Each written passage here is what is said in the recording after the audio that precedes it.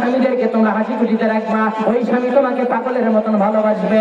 ও মায়েরা রে, তোমরা হাসি খুশিতে স্বামীদেরকে রাখো না, তোমরা রাখো দেওর বোন আর কিস্তিওয়ালাদেরকে। কথা বলেন ঠিক না বেঠি?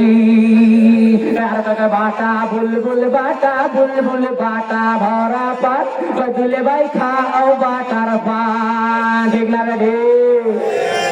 মন খারাপ করলেন? তাহলে আমার ভাইয়েরা রে, ও মা, হাসি খুশিতে রাখবা স্বামীদেরকে। যদি তোমরা স্বামীদেরকে হাসি খুশিতে রাখতে পারো, ও মায়েরা রে, মদিনাওয়ালা নবী বলে যদি কোন স্ত্রী তার স্বামীকে হাসি খুশিতে রাখতে পারে, স্বামীর সঙ্গে হাসতে গিয়ে যদি একটা দাঁত বেড়ে যায়, মদিনাওয়ালা নবী বলে ওই স্ত্রীর আমল নামার মধ্যে একটা হজের সওয়াব আল্লাহ লিখে দেয়। ও মায়েরা, শুধুমাত্র তাই নয়, স্বামীর সঙ্গে যদি তোমরা শুইতে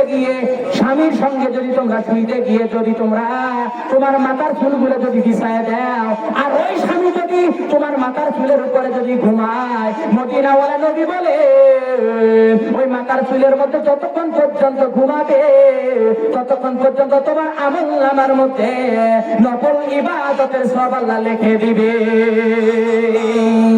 আমার ভাইয়েরা,